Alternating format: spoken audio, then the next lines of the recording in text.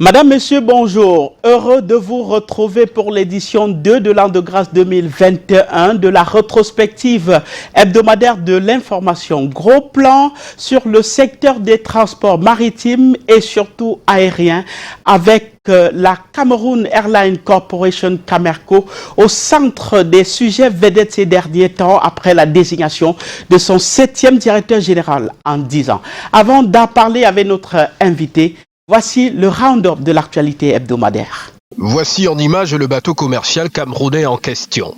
NV Dona Simoa, parti du port de Tiko le 16 octobre 2020 à destination du port de Koko dans l'état de Bayelsa au Nigeria. Il est intercepté par l'armée équato-guinéenne en date du 17 octobre 2020, le suspectant d'être un navire de pirates. Après avoir fait des investigations en mer, il décide de retenir arbitrairement le bateau et l'équipage. L'armateur a réuni la presse ce jour pour dénoncer cet incident diplomatique. Nous passons tout le temps par là pour aller au Togo, pour aller au Bénin. Ce jour-là, il se passe que la veille, il y a eu attaque de piraterie en Guinée équatoriale.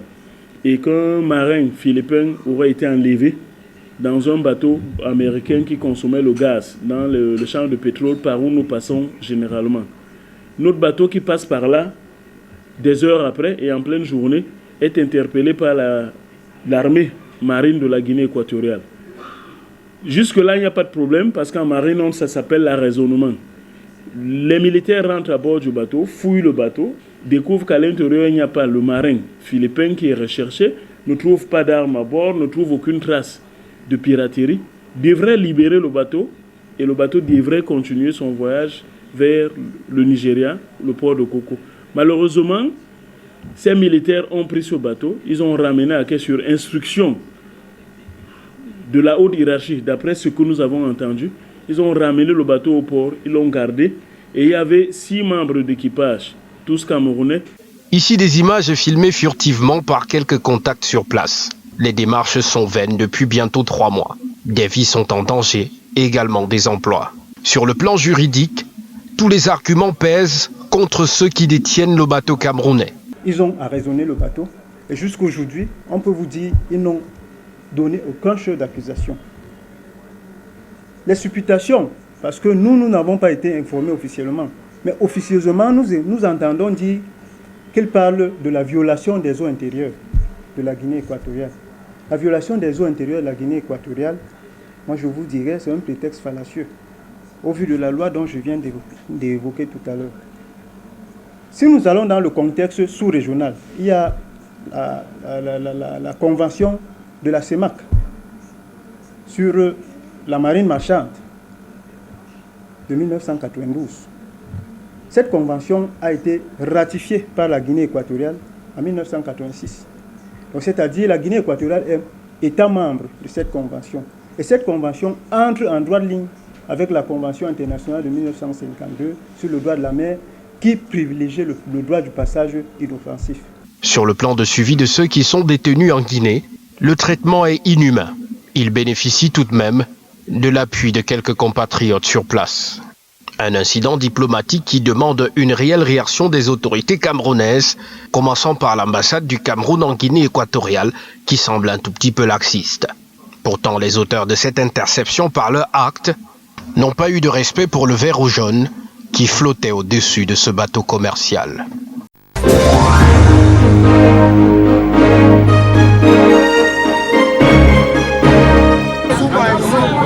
C'est dans cette rigole, à l'entrée de la gare routière de Mokolo, qu'est parti le coup de feu sur Zao, un jeune conducteur de moto.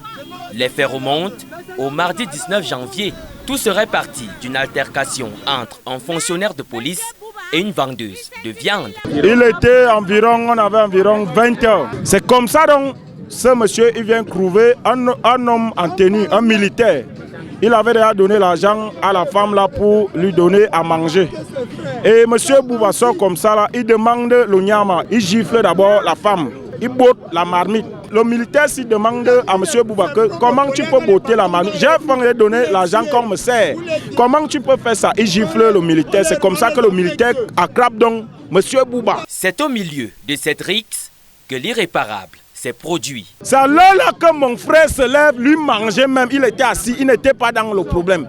Quand on commence à les séparer, c'est comme ça que le monsieur profite, donc il sort seulement l'arme, il pointe seulement sur mon cousin, bam, il tombe ici là.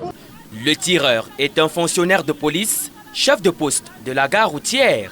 Il sera par la suite molesté par une foule déchaînée et laissé dans un état critique. Les frères sont arrivés, ils ont intervenu, Le massacre est avec lui. Les gens sont donc venus pour intervenir, que comment tu peux tuer comme ça, c'est comme ça donc que le massacre commence. Hier, mercredi, des centaines de conducteurs de motos paradent dans la ville. On attend la justice, puisque hier nous sommes sortis pour voir le délégué à la sécurité nationale.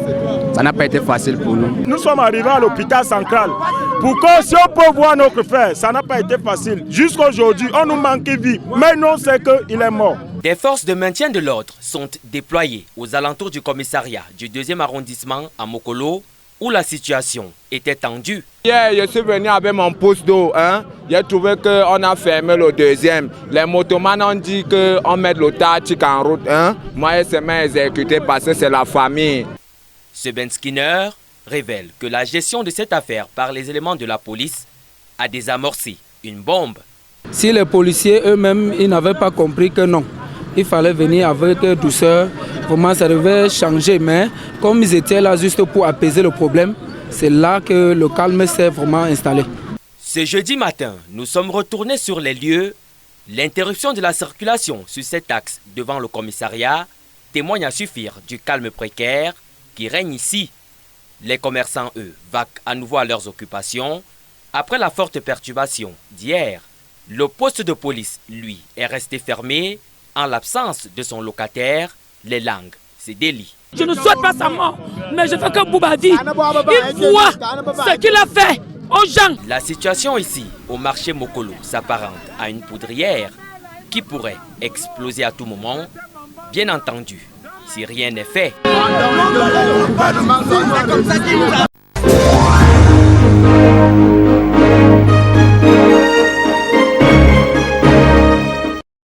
Il est l'un des présidents interpellés par la police mardi dernier devant le siège de la Fédération camerounaise de football.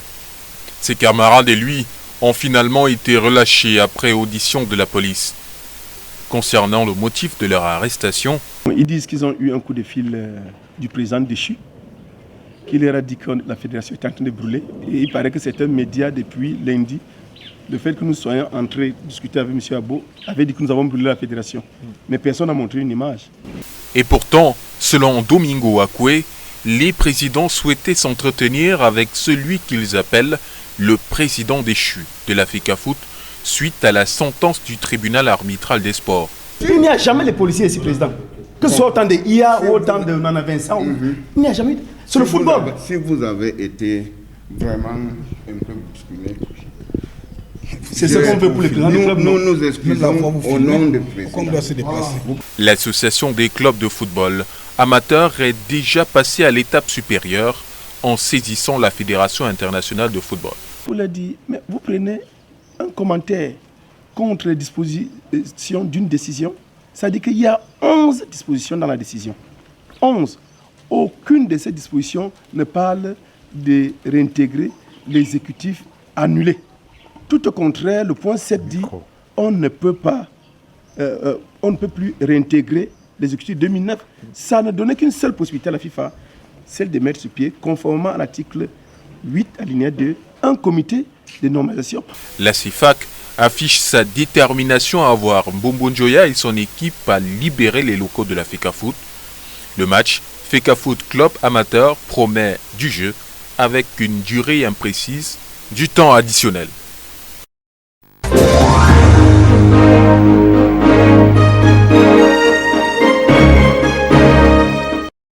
Bienvenue, si vous nous rejoignez maintenant, c'est l'instant réservé à la rétrospective de l'information hebdomadaire avec analyse et commentaires en plateau. En face de moi, un géant, une mastodonte, le verbe pertinent, parfois piquant. C'est un acteur de premier plan qui s'est illustré dans le processus de nationalisation de toutes les constituantes de la place portuaire au Cameroun. Féru des questions de transport, syndicaliste, pur et sûr. Il est le président national du syndicat des transitaires, transporteurs, consignataires et accognés du Cameroun, Syntrac. Gallus Fouda, bonjour et bienvenue. Bonjour à nous, bonjour. Alors, vous avez vu quelques faits majeurs d'actualité présentés tels que traités par notre rédaction. Est-ce qu'il y en a présenté ou non qui ont particulièrement retenu votre attention cette semaine?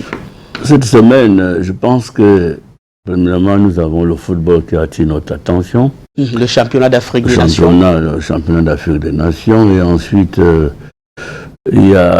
tout récemment, il y a eu une nouvelle équipe à Camerco. Nous en parlerons tout à l'heure. Oui, ensuite, l'État, comme son nom l'indique, a remis la retraite à 60 ans. C'était l'une de mes batailles aussi.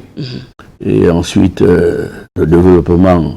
Il y a eu beaucoup de déclarations dans notre secteur, des grèves au niveau du port. Parfois, c'est les licenciements massifs. Et voilà à peu près ce qui a attiré un peu mon attention dans cette semaine.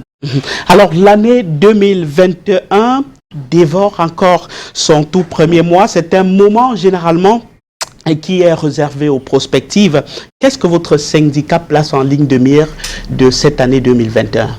Notre syndicat, comme tout le monde l'indique, c'est un syndicat patriotique nationaliste.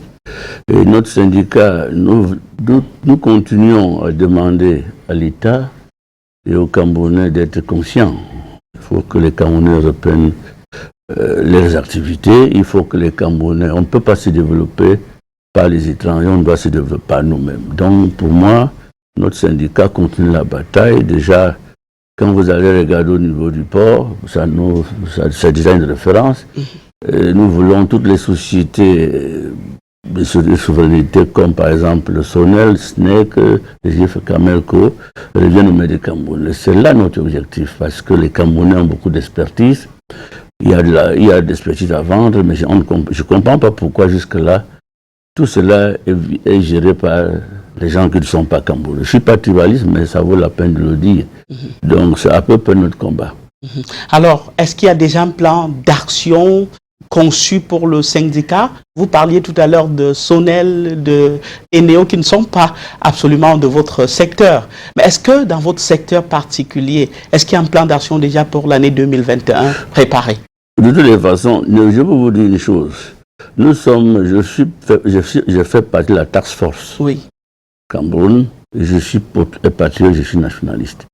Que ce soit la Sonel, que ce soit une société qui regarde les Camerounais, je vous raconte parfois du vécu. C'est pas un problème de diplôme. Par exemple, j'ai fait la Sonel, j'ai fait un peu la régie Fercam à l'époque. Il faut toujours reprendre ses activités. Et c'est pour ça que je dis, nous sommes tous Camerounais. Je ne vais pas attendre que je ne sois pas électricien pour ne pas parler du problème électrique. Et chacun de nous apporte un plus dans son pays pour faire avancer. C'est ça ma philosophie à moi. Être syndicaliste, c'est s'offrir à la polémique, s'instituer en négociateur et se sacrifier pour sa profession, disait Yvette Charpentier. Est-ce qu'en contexte camerounais, vous, en tant que syndicaliste, vous percevez les choses de la même façon? Non, je veux vous dire une chose, que quand il y a une révolution industrielle aux États-Unis, le syndicalisme est né. Un bon syndicaliste ne grève pas. Un bon syndicaliste fait des observations, apporte des solutions. Et dans le syndicat que je dirige, nous apportons des solutions et nous apportons les informations pratiques. Ça, c'est pour moi le syndicat. Donc, aujourd'hui, quand on voit un syndicaliste, on se dit, oh, c'est les gens qui font du bruit. Non, c'est pas ça. Le bruit ne paye pas. Il faut amener l'État. Il faut décider à comprendre qu'ils peuvent se tromper. Même Dieu s'est trompé au ciel en créant Satan. Par exemple, ils se sont trompés à donner le port à quelqu'un qui nous a pillés. Nous avons parlé, nous avons crié pendant près de 6-7 ans aujourd'hui. Je suis l'homme le plus heureux. Et on vous a donné raison, finalement. On m'a donné raison parce que cette année, ce monsieur nous donnait 3 milliards et demi, 4 par an. Cette année, je crois qu'ils ont fait plus de 40 milliards. Ça entre dans les caisses de l'État. Et je suis très satisfait. Même si je marche à pied, ça ne me dit absolument pas. Parce qu'il faut travailler, laisser une histoire. Moi, je crois que c'est ce syndicalisme que nous essayons de gérer de toutes les façons. Moi, c'est ma politique personnelle. Justement, votre casquette de syndicaliste nous aidera à analyser et à commenter pas mal de décisions, de situations, d'événements qui animent le secteur des transports. On va commencer par le dernier, la désignation du 7e directeur général de Camerco en 10 ans. Mais avant, suivez cet élément. 3 hommes familiers à l'avion ou aux airs. Trio de choc sorti du casting du chef pour tenter d'extirper Camerco de la zone de turbulence. D'abord, Jean-Claude Ayem-Mogé, le nouveau président du conseil d'administration, connaît la maison. Administrateur depuis des années, conseiller technique au secrétariat général de la présidente de la République chargé des questions économiques, l'expérience acquise là-bas et dans divers conseils d'administration le prédispose à trouver la bonne piste pour éviter le crash. Il est par ailleurs enseignant à l'université de Yaoundé 2 Soa. Le directeur Jean-Christophe Elangema, désigné hier, quant à lui, est un homme opérationnel. L'aéronautique, il la connaît, pas moins qu'ingénieur d'État en aéronautique justement. Colonel de l'armée, il était jusque-là en service à l'état-major particulier de la présidence de la République. À ses côtés, au poste de directeur général adjoint, le commandant Alexandre Fauchivé. Il a fait toutes ses classes au sein de la compagnie nationale, comme pilote de ligne et surtout instructeur d'avion. Ce sont 3 valeurs mises ensemble pour sauver cette compagnie devenue la risée des intrigues et critiques négatives au plan managérial. Une nouvelle page ouverte donc. Nouveau décollage avec présomption d'une sereine navigation, pas à vue, mais sur les airs, au vu des profils, s'il ne fallait que ça.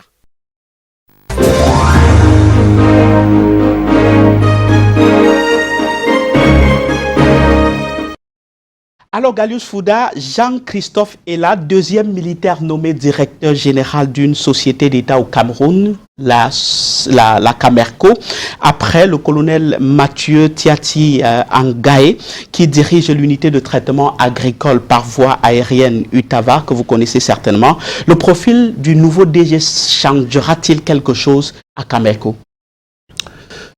Je suis très emmerdé à ce qui arrive à Camerco. Mais je pense que, d'après mes analyses, Camerco se porte très bien. Mais il y a un problème que vous expliquez. On nous a dit tout à l'heure que il faut licencier. Moi, je crois que Camerco a besoin d'un recrutement. Je vais vous expliquer. On a mis un colonel. C'est vrai, il est ingénieur, il est tout. Mais il y a main. En tant que Bantou, je vais vous dire une chose, c'est que Camerco est comme une femme. Vous épousez votre femme, une autre personne fait les enfants avec votre femme. C'est ce qui se passe dans Camerco. Expliquez-nous. Bon, je vais commencer par un décret présidentiel qui crée Camerco. Dans l'article 3, la société Camerco a pour objet au Cameroun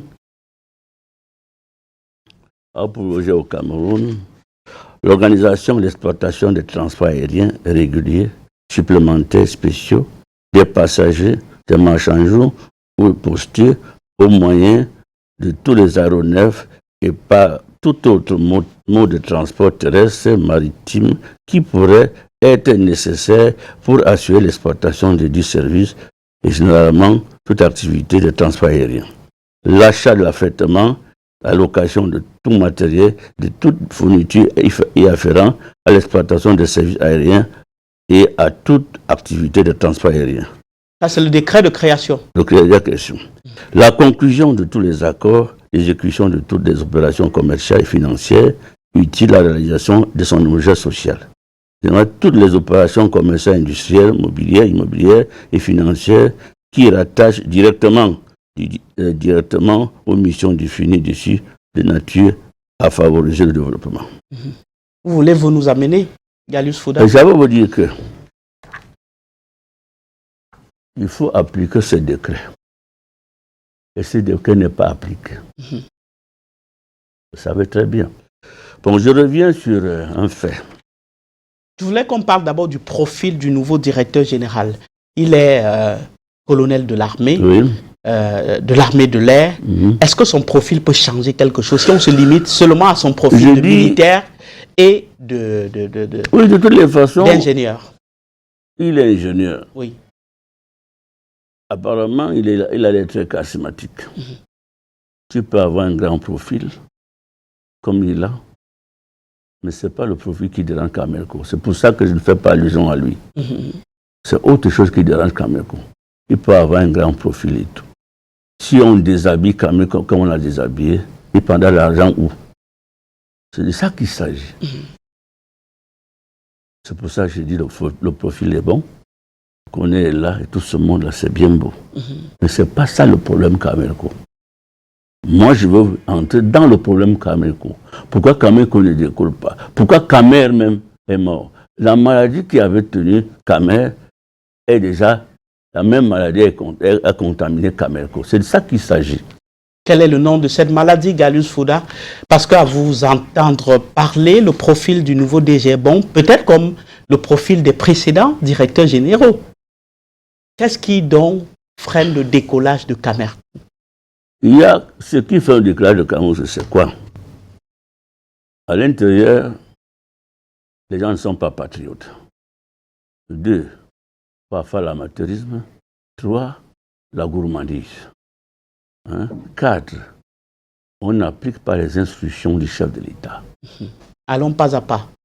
Vous avez commencé par des personnes ou bien des employés qui ne sont pas patriotes. Là, dans Camerco, il faut le patriotisme. Pour bien travailler dans une société d'État, il faut être patriote.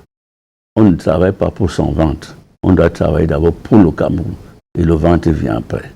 D'après mes analyses. La gourmandise, elle est illustrée par quoi? Vous savez très bien, vous savez comment ça fonctionne. Ça vous va savez de gauche mieux que nous, c'est pour ça que vous êtes invité. Ça va de gauche à droite. Je vais vous le démontrer. Où part l'argent de Camerco? Ça part où? Même si Camerco n'a pas d'avion, Camerco devrait vivre normalement. Même s'il n'y a pas d'avion, d'après le texte du chef de l'État, si on l'applique. C'est ce que je veux vous dire. Ça veut dire que Camerco a été déshabillé. Quels sont les aspects des tests du chef de l'État qui ne sont pas respectés? Je prends un exemple très simple. Je prends une société comme ADC. Ne joue pas son rôle. C'est vrai que quand Camerco partait, il y a un décret qui lui donnait le pouvoir de gérer le fret. Mais avec le décret présidentiel... Quand Camer partait. C'est ce qu'ils ont fait. C'était même une erreur. Maintenant, avec le décret présidentiel de Michel et Camerco, Camerco devait reprendre ses activités. C'est-à-dire, l'ADC gère le fret de Camerco. Pourquoi? ADC devait... C'est le Camerco d'appel était. Camerco devait gérer son fret. Dans tous les sens, c'est ADC qui gère le fret. C'est pour ça que je dis que, comme Camerco a perdu ce fret, on a compressé des gens. Camerco transporte une autre personne gère son fret. Est-ce que c'est normal ça? Il faut remettre déjà le fret à Camerco. Ça, c'est une poche de recettes. Retirer des ADC pour Camerco. Et c'est le fret de Camerco d'après le décret présidentiel. Ok. La société, la CCA, quel est son rôle? C'est un régisseur. Il doit laisser l'aspect commercial de Camerco. Il remet l'aspect commercial à Camerco. Et respecter les accords de Yamoussoukro.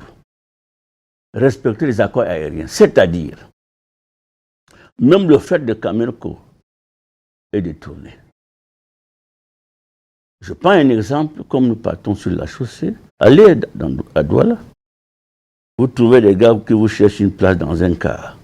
Ils vous disent, paye-moi mes pédiums. Tout ce fret qui est dévié, je prends par exemple quelqu'un qui prend le fret via de chez lui pour Paris, C'est un fret de camion qui est détourné. Ça veut dire quoi? Air France vient au Cameroun plusieurs fois, venir prendre mon fret. Cameco devait avoir un pourcentage. Est-ce qu'il retire ça? C'est pour ça qu'il faut respecter les accords de Yamoussoukro. Je les respecté. Avec ça, même s'il n'y a pas d'avion, moi je le fret. Tu viens transporter mon fret, tu me payes. Et en dehors de ça, le MINAT, au temps de Marafaya, a récupéré les fonctions de Camelco pour les pèlerins. Ce n'est pas lui qui devait négocier les pèlerins. Ce n'est pas le MINAT, c'est Camelco. Parce que si j'ai 3000 pèlerins, par exemple, tu viens les transporter, ce sont mes passagers. Je dois avoir les pédièmes. Ces pédièmes, on les reverse dans Camelco. Commissions. Les commissions, Camelco n'a rien. Chaque fois, le chef de l'État envoie de l'argent, on bouffe, alors que Camelco est déshabillé. Rien qu'avec ces faits, quelqu'un ne peut pas faire. Et mettre tous les textes à jour, reprendre tous ces textes à jour. Il y a beaucoup de choses, on ne peut pas revenir, on ne peut pas parler pendant tous ces aspects évoqués, oui. Gallus Fouda, oui. Vous avez parlé d'un pan de Camerco qui se retrouve aux ADC, oui. Un autre qui se retrouve à CCA, oui. Un autre qui est désormais au l'aspect commercial. Est-ce que tout cela, au-delà de l'aspect recette ou des recettes que vous voyez, est-ce qu'il n'y a pas aussi des dépenses? Il faut déjà avoir tes recettes. Parce que nous avons des biais. Vous voyez un peu, il y a trop d'argent dans les accords aériens. Air France vient combien de fois par semaine au Cameroun? Combien de fois? Hein? Plusieurs fois. Alors, disons que le billet devait être 500 000 d'après les accords. Camelco devait avoir même 150 000 francs par billet. Parce qu'il vient prendre mon frais, il vient prendre mes passagers, c'est mon marché à moi. Les accords, est-ce que ça se fait? Qu'est-ce que ADC, lui qui s'occupe des aéroports et tout, vient prendre le fret de Camelco? Moi, je transporte, c'est mon fret à moi. Pourquoi tu gères mon fret? Mais toutes les deux, c'est des sociétés de l'État. Non, ce n'est pas. Je vais vous dire une chose. Chacun doit jouer son rôle. C'est un régisseur pour l'aéroport. Même au niveau de la CCA, c'est un régisseur d'espace aérien. Son rôle est technique, son rôle n'est pas commercial. Le chef de l'État, son décret présidentiel est très clair. Qu'on remette les fonctions à Camelco, ça va décoller. Je vais vous dire une chose, mettez même 10 avions, 20 avions. Le fret fait partie des recettes, vous le savez très bien. Il y a beaucoup de fret. Alors, si ces frets sont, peut-être ADC n'a pas besoin de ça, mais c'est le fait de Camelco. Quand on remet quand même ces frais, ça va atténuer beaucoup de choses. Et si on reprend, Camelco reprend le fait, il y avait des techniciens à l'époque qui s'occupaient de ça, ils seront obligés de réembaucher pour gérer son fret et facturer son fret. Est-ce que c'est normal ça? Gallus Fouda, vous pensez que, est-ce que vous êtes en train de dire que les experts de l'État, que la tutelle et que tous ceux qui s'occupent de la chaîne du transport aérien n'ont pas connaissance de ces problèmes-là? Je vous ai dit... Ou connaissent et refusent d'agir? Je vous dis, je ne veux pas les juger. Je suis un docker. Oui. Et quand un docker commence à lire un décret présidentiel, je l'applique les yeux fermés. Quand on a vérifié qu'est-ce qu'ADC fait, aller à l'aéroport, c'est ADC qui s'occupe du fret. Le fret appartient à Camelco. Qui aille vérifier, voit les textes, voit, il y a les documents. Sur la base de ce diagnostic, on va faire des propositions après, mais je voudrais vous interroger quand même sur ce dernier fait. 7 directeurs généraux en 10 ans, Gallus Fouda, cette dynamique un peu trop brusque et parfois contraignante a assurément un impact sur la vie de l'entreprise. C'est vrai. C'est normal. C'est normal. Parce que si on vous enlève votre caleçon, vous allez marcher sans caleçon, on va se moquer de vous, que vous êtes un fou. Et moi, ces directeurs généraux, c'est vrai. Mais ils vont gérer quoi? Ils ont vu? Est-ce qu'ils ont vu cela?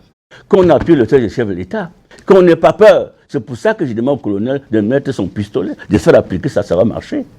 Il faut un homme charismatique pour le faire. Je sais qu'il y a des gens, je suis sûr qu'il y a des gens qui tirent de gauche. Quand vous voyez ces textes-là, c'est pour déstabiliser un régime, c'est pour déstabiliser une compagnie. Je cite, je répète. Ça, c'est à l'analyse. C'est dans mon analyse personnelle. Mais je dis, je transporte ma marchandise. Toi, tu gères pourquoi? Tu factures pourquoi?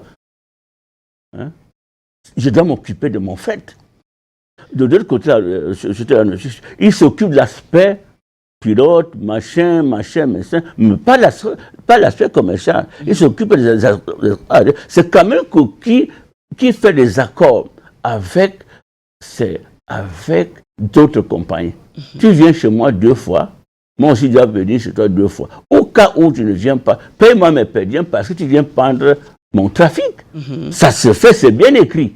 Est-ce que ça s'applique? Est-ce que ça s'applique? Vous voulez qu'il gère quoi? Bon, comme le chef de l'État, le fils de Yanga est très bon, il va demander à envoyer 15 milliards, disons, à Camelco. On va bouffer parce qu'ils ne vont pas produire. Si ce n'est que pour les billets, ça ne va pas produire grand-chose. Donc c'est pour ça que Camelco devait reprendre son blason et toutes ses fonctions, même quand on vous parle de 2-3 000 pèlerinages, par exemple, vous savez combien ça fait à Camelco? C'est Camelco qui devait louer un avion pour venir prendre son personnel. Et quand je te donne mon marché, tu me payes oui ou non? Absolument. Alors, pourquoi le ministre s'occupe de ça? C'est les fonctions de Camelco. Qu'on laisse la compagnie nationale avec ses attributions d'après le décret du chef de l'État, je crois que ça va marcher. Alors, et ça se voit la difficulté de Camerco en juin 2020 dernier. Camerco, raison puisée sur la pandémie Covid-19, a mis en chômage technique 371 personnes de son effectif. Et plus récemment, un plan de compression a circulé sur les réseaux sociaux visant 130 de ces 371 employés déjà en chômage technique. C'est bien fort illustratif pour comprendre le mal-être de cette compagnie nationale. Oui, mais pourquoi vous me posez une question-réponse? C'est la même chose que nous avons eu au port. Hein? Tout l'argent du port partait par quelqu'un. Le port était en train de... Aujourd'hui, le port ne peut plus s'endetter parce que le port produit. En fait, je vous Donc, je reviens sur vous. Ça veut dire quoi? Non seulement il y a le Covid-19, c'est vrai, mais la Camelco n'a pas de recettes. Ils n'ont pas. Mais c'est ce qui fait la cagnotte de Camelco, son fret et tout ça, et même les billets, et les accords. Tous ces accords, c'est pour rentabiliser une compagnie nationale. Les gens viennent ici 20 fois peut-être par semaine. La Camelco gagne quoi? La Camelco devait gagner. Vous pouvez lire les accords de Yamoussoukro. Alors, vous disiez tout à l'heure que Camerco, selon vous, se porte bien. Oui. Et que Camerco n'a pas besoin de licencier des gens. Si Camerco devrait plutôt recruter. Oui. Est-ce que, Darius Fouda, vous pouvez, sur la base des informations que vous avez, nous proposer une sorte de déclinaison technique d'un plan de recrutement je veux vous dire une chose. De personnel. Je ne veux pas entrer dans les détails. Oui. Je vous ai dit, je répète, qu'on applique le décret présidentiel d'abord, qu'on remette tout ce que Camelco a perdu. Camelco a perdu ses recettes de gauche à droite. C'est normal qu'on compresse, il n'y a pas assez d'argent. Mais l'autre chose, c'est que c'est l'État qui crée ces entreprises, c'est l'État qui les organise. Oui, c'est l'État qui crée les entreprises. Et c'est l'État qui les organise. Et toutes ces sociétés sont des sociétés de l'État. C'est les sociétés de l'État, c'est vrai. Mais, je dis une chose, il faut appliquer le texte du chef de l'État. Le texte du chef de l'État n'est pas appliqué. Je vous ai lu l'article 3, qui donne tous les pouvoirs à Camelco, même les espaces aériens et tout, tout ça. Et même le fret, même les pèlerins, c'est toujours Camelco qui devait négocier ce pèlerin. Mais pourquoi le MINAT le fait? Ça devait entrer dans les caisses de Camelco. La question, je vous la renvoie en tant qu'analyste de la situation, en tant qu'expert. C'est pour ça que quel commentaire vous en faites? Quelle analyse vous en faites? Pourquoi le MINAT peut s'accaparer d'une prérogative de Camelco et qu'il y ait du silence? Je vais vous dire une chose, moi je suis syndicaliste. Il y a un problème à Camelco. Je ne veux pas fermer ma bouche, ça me fait mal. En disant, ces directeurs, c'est une honte nationale, même internationale. Pourquoi nous avons honte? Qu'est-ce que le chef de l'État dit? quand on est fier, qu'on est Camerounais, on regarde deux choses. Notre combi 747 et le lion indomptable. Aujourd'hui, nous avons perdu notre étoile. C'est pour ça que je dis, et je répète, c'est vrai, c'est l'État qui crée les compagnies. L'État donne des décrets, mais on ne les applique pas. Je viens toujours à vous dire une chose. Nous prenons l'exemple au port de Douala. Les textes de l'État ont été... Le port, on en parlera. Attendez, je pense que c'est un exemple pour moi. Les textes du chef de l'État ont été appliqués. Il a appliqué le texte du chef de l'État pour créer une régie. Et ça marche. Mais quand on applique déjà le texte du chef de l'État, donner tous les pouvoirs à Camerco pour gérer l'aspect commercial et autres, je crois que si tu n'arrives pas à encaisser de l'argent, tu vas faire quoi? Alors, il y a en 2016, sur requête justement du gouvernement, peut-être sur la base des informations que vous venez de nous donner tout à l'heure, un audit piloté par Boeing sur Camerco dans une optique de restructuration. Pensez-vous que cet audit à coup de milliards a aidé vraiment Camerco? Ça dépend. Parce que quand Boeing vient faire, ça dépend de ce qu'il trouve devant. Ça pouvait aider Camerco. Ça pouvait aider Camerco. Mais ce n'est pas ça le problème de Camerco. Boeing peut faire tout ça. Boeing n'a pas vu cet aspect-là que vous... Je te dis que l'aspect commercial, je laissais d'abord Boeing. Ça, c'est autre chose. C'est la même chose que Camer avait subi. Que Camerco est en train de subir. Laissez Boeing, je parle de Camerco.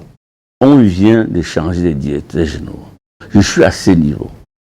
Pour commencer, donnons d'abord tous les pouvoirs qui sont les pouvoirs de Camerco.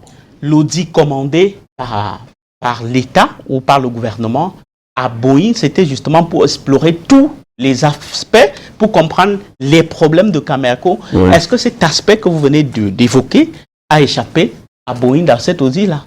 Boeing est Camerounais.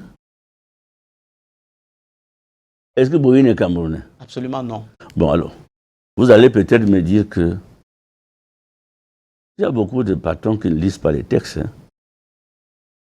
Il faut que vous le sachiez. Vous voulez dire que Boeing a fait cet audit sans lire les textes? Je dis qu'il y a beaucoup de choses qui ne se passent pas. Je voudrais vous rappeler que Boeing Consulting avait, après l'audit, élaboré un plan de restructuration avec l'ensemble des indicateurs à la fois sur les flottes, oui, sur le nombre d'employés, sur les ressources financières même à injecter dans l'entreprise. Le directeur général de l'époque avait estimé très bon, oui, ce plan. Oui. Mais ce plan d'ailleurs validé par la plutosphère, le président de la République. Oui, oui. Mais ce plan, on a l'impression plutôt que peut-être il y a des aspects que vous évoquiez tout à l'heure qui ont été justement proposés, qui n'ont pas été respectés. C'est pour ça que je dis commençons par là. Si Boeing fait ce plan, et Boeing a dû faire ce plan en incluant tout ce que j'ai dit aujourd'hui.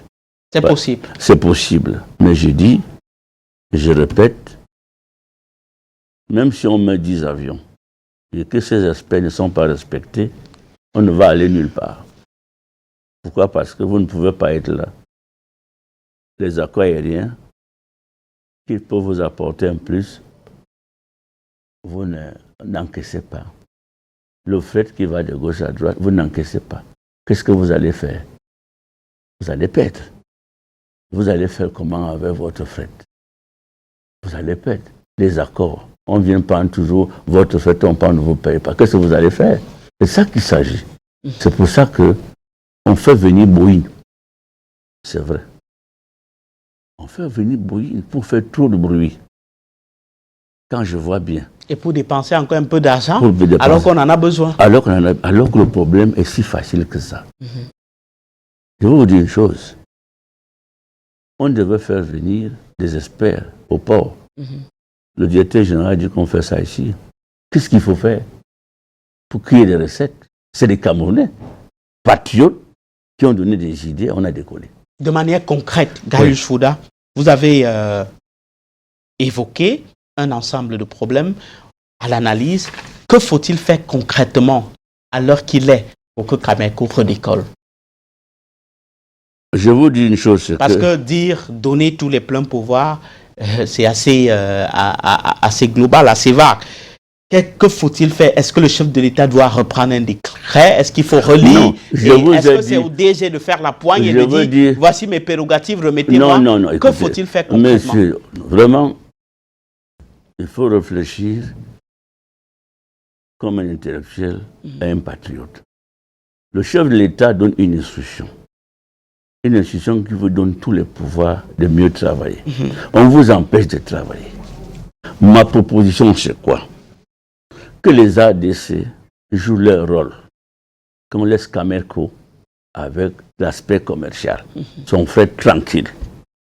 Que la CCA doit jouer son rôle de régisseur aérien, l'aspect commercial ne les concerne pas.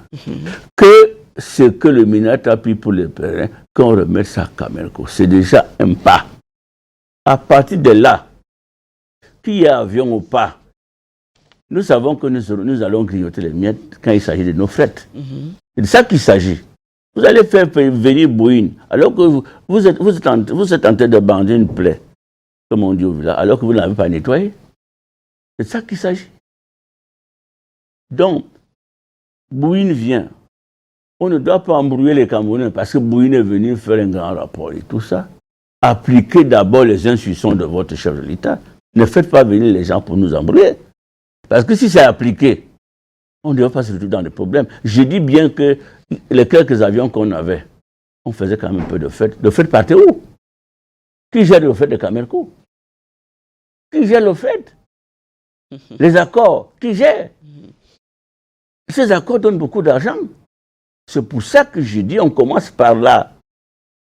Il faut que Camerco récupère son fait. D'abord, avec le fret, il gagne de l'argent aussi. Avec le fret, ils vont y recruter des gens qui pourront aussi s'occuper de ce fret. On vous s'est très accroché sur des théories de nationalisation des entreprises camerounaises. Est-ce l'inverse ne peut pas sauver Camerco, c'est-à-dire ouvrir, par exemple, les actions de Camer à l'extérieur? Pourquoi vous aimez dire des choses comme ça? Je pose la question à l'extérieur. Je dis non, parce qu'il y a un problème. Aux syndicalistes que vous êtes. J'ai commencé par dire qu'on vous s'est très accroché aux théories de nationalisation. Je vais vous dire. C'est votre combat de tous les jours. Je vais vous dire. Quand je vous raconte certaines choses, c'est du vécu. C'est du vécu. Nous avons vu décoller. Qu'est-ce qui s'est passé? En 1971, quand la loi de 71 LF 4 du juin 71, décret créant Camer à l'époque. Camer à l'époque. Qu'est-ce qui s'est passé? La loi de 93-08 du 16 juillet modifiant celle-ci, substance en plus Camer. Bon, voilà maintenant la loi de 98-23. Cette loi porte régime à l'aviation civile au Cameroun, substance toute compagnie de transport aérien et toute nationalité peut exploiter le marché aérien. Ils ont attribué encore sur cette loi, ils ont attribué ça à Camer. Vous voyez un peu? C'est là où Camer a commencé à se pencher aussi. Bon, maintenant, qu'est-ce qui se passe? La loi 2013-010 a abrogé la loi qui donnait des attributions à la CCA. Et maintenant, il y a eu encore une autre loi. Oui, cette loi est muette. Donc, elle n'a pas repris. Est-ce qu'il ne faut pas aussi aller lire les textes qui créent CCA et qui créent ADC? Je vous dis que... Est-ce qu'il n'y a pas un conflit? Il n'y a rien, puisque je vous rappelle une chose. Qu'est-ce qui s'est passé? Deux directeurs généraux se sont assis, ils ont signé un protocole d'accord. Tongongene et Nganu ont signé un protocole d'accord. Le voici le 10 juillet 2006 pour remettre le fait, une fois de plus, aux ADC. Alors que la loi, c'était une société par décret présidentiel.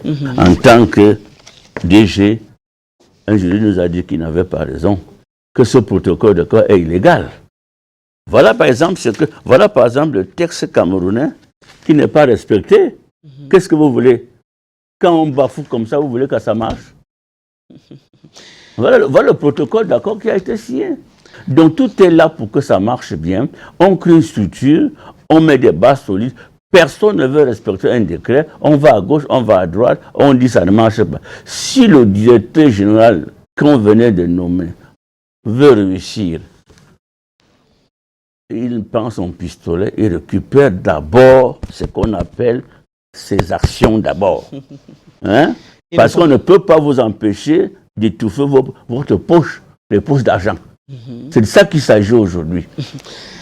Alors, je résume, Gallus Fouda, vous dites la potion magique pour sortir Camerco du tumulte actuel ou de la zone de turbulence, c'est de respecter les tests du chef de l'État. Madame, monsieur, vous avez compris, on prend une pause, on revient sur ce plateau pour évoquer les questions autour du port autonome de Douala, du conteneur à terminal et même du port à eau profonde de Kribi.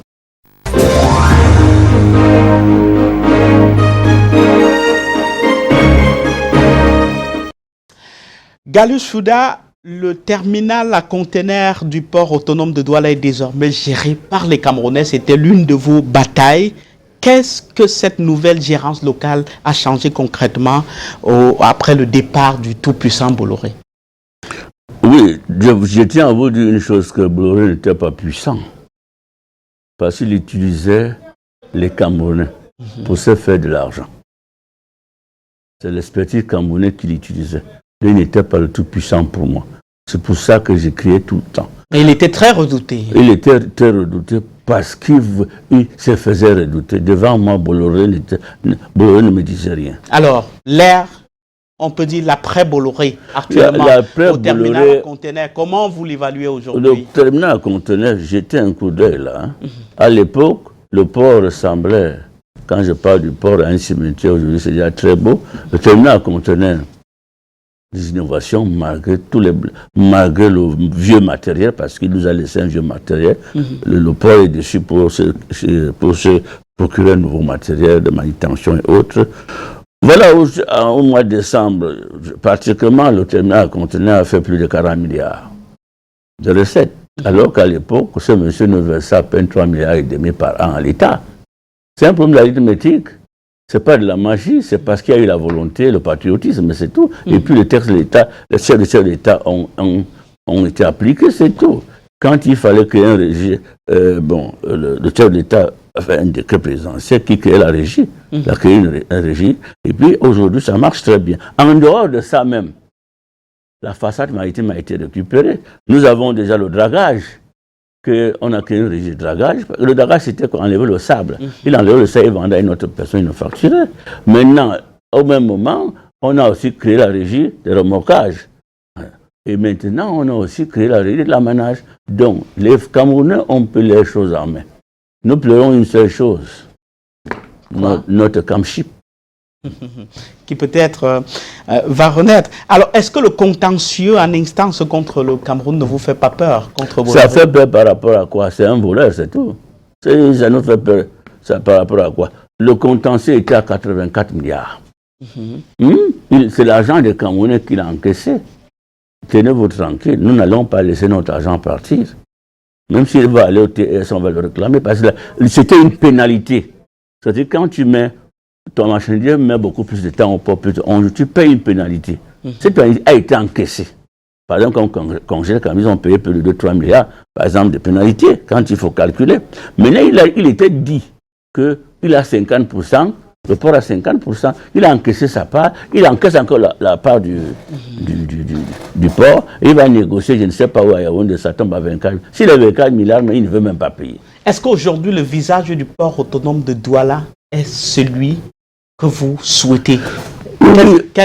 Quelles sont des autres choses? En dehors de ça, je vous ai parlé des régies qui ont été récupérées et puis l'aspect, quand vous rentrez à l'aéroport, vous trouvez des jeunes à l'entrée déjà, il y a une sécurité, les gars sont très courtois.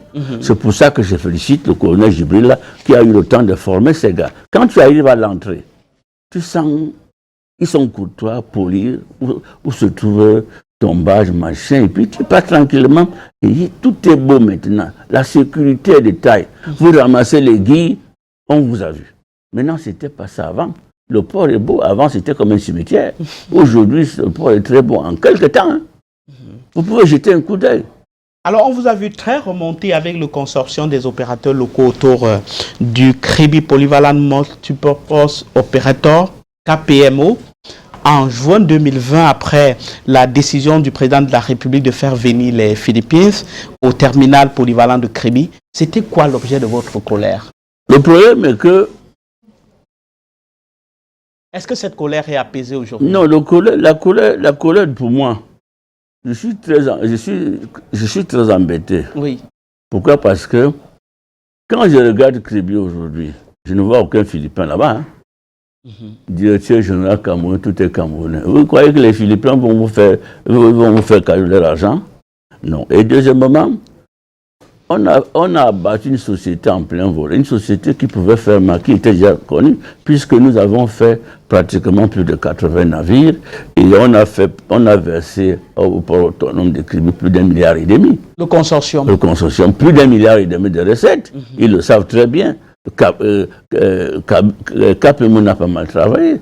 Ils se sont arrangés pour nous mettre alors qu'au fond, c'était des experts camerounais qui travaillaient. Le port est trop handicapé, le port de Kribi est trop handicapé.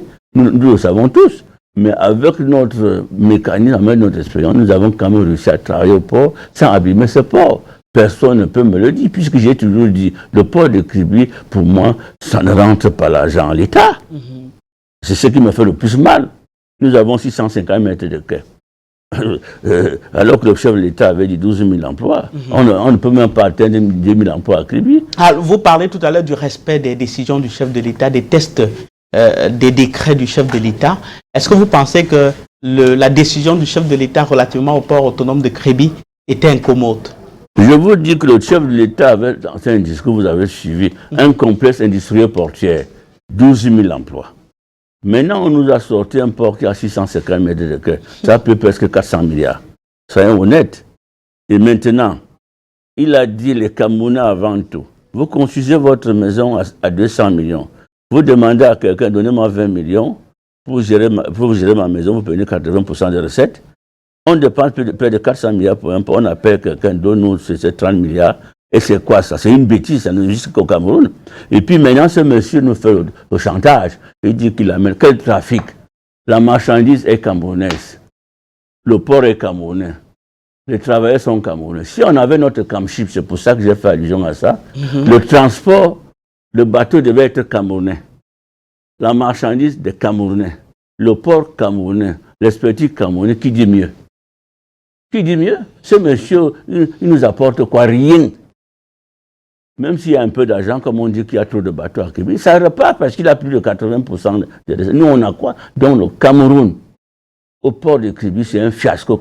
Le Cameroun ne gagne pas de l'argent là-bas. Et puis... Est-ce que vous comptez y repartir? Est-ce que vous avez tourné le dos au port autonome de Kribi? De toutes les façons, nous sommes Camerounais. Notre port, ça appartient à tous les Camerounais. Donc vous allez y repartir avec plus de détermination? Non, vous avez porté le même plaidoyer que vous avez eu pour Douala? Nous avons de l'expérience. L'expérience est là. Je suis un docker. Personne ne peut me l'enlever. Je porte le sarge sur ma tête. Laissez d'abord avec votre professeur et tout. Quand je manipule le domaine maritime, vous allez voter. Je dis ça à certaines personnes. Quand je dis que le port est handicapé, il est handicapé. Parce que le port de Kribi, il y a un manquement, il n'y a pas de magasin, car il n'y a pas ceci, il n'y a pas ceci. Mais pour certaines personnes vont dire que le port est grand. Un bateau à 312 mètres, un bateau dont le port de Kribi ne peut pas prendre plus de 2 navires. Moi, c'est une honte pour moi. C'est pour ça que je dis, il faut qu'on cesse de se moquer du grand patron de cette manière. Quand il donne une instruction, politiquement, s'il faut aller par là, vous croyez que je fais allusion à lui? Quelqu'un va dire, quand tu vas me dire d'aller en route, quand j'ai mon travail, je veux partir. Est-ce que je veux partir? Absolument non. Voilà. Merci Gallius Fouda d'avoir accepté notre invitation. Merci à vous à la maison de nous avoir regardés. À dimanche pour une autre édition avec un autre invité aussi sympathique que Gallius Fouda.